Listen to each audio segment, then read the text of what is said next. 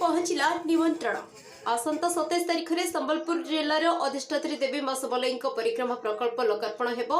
मुख्यमंत्री कर कमल उद्घाटन हेब। एही उपलक्षे पीठ तरफ निमंत्रण आज बलांगीर 10टी मंदिर को दि जाइए। उत्सव पर बलांगीर तुषर लोईसिंह पाटणगढ़ सेलभटा भालेर समलेश्वरी मंदिर बलांगीर और पाटणगढ़ पाटणेश्वरी मंदिर जरसिंहार पाटखंडा मंदिर को निमंत्रण दी जाइए। परिक्रमा प्रकल्प राज्य तथा राज्य बाहर समुदाय 137 मंदिर को निमंत्रण दी जाइए। तेरे बलांगीर निमंत्रित मंदिर मानकर पूजारी और प्रतिनिधि माने परिक्रमा प्रकल्प उद्घाटन दिन मां समलई मंदिर को जीवे। जिला प्रशासन तरफ भव्य आयोजन पूर्वक संबलपुर आसिथिबा सेवायत तथा अधिकारी को स्वागत कर पारंपरिक संकीर्तन ताले ताले से पाछोटी निया निमंत्रण देवाक आसिथिबा दल धर्मस्थली मुख्य को निमंत्रण पत्र और अन्य सामग्री प्रदान करथिले। आज पूर्वाह्न जिला परिषद मुख्य उन्नयन अधिकारी तथा निर्वाही अधिकारी सुशांत सिंह अध्यक्षता में निमंत्रण उत्सव अनुष्ठित होइथिला।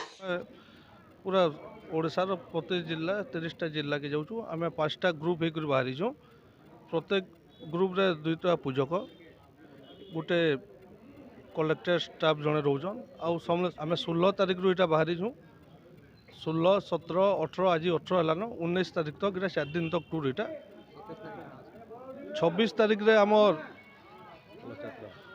कलश यात्रा अच्छे प्राय 1000 ରୁ 1100 कलचन होगा से सब पूजा विधि होगा सेनु 4टा होमकुंड होगा 4 गेट 4टा द्वार कराई 4टा द्वार होम यज्ञ कीर्तन भजन होगा आउ इथि समस्त भक्त पश्चिम ओडिशार समलेश्वरी पाटमेश्वरी ये होचन आमर इष्टदेवी आउ माँ समलेश्वरी मंदिर बलराम सिंह देव बने यार से नुआ रूप आमर माननीय मुख्यमंत्री देछन 500 कोटी टंका सेनु खर्चा करी नुआ प्रकल्प काम करिछन समलेश्वरी योजना करिछन।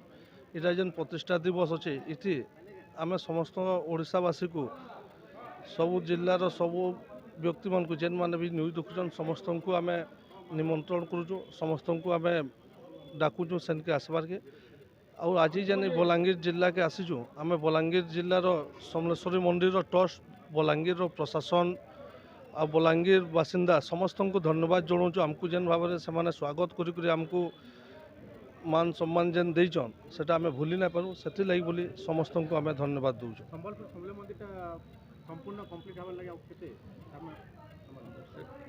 यहाँ तो प्राय अधिका काम सरीगलान है आउ इटा जेन गोटे लग्न देखिक इटा प्रतिष्ठा कर दौन आउ जेन टुड़े मुड़े जेन काम होचे सेटा इटा तो पहला फेज रे होचे सेकेंड फेज रे से बाकी सब जेनटा अच्छे जेनटा अधा रही जाइथिबा।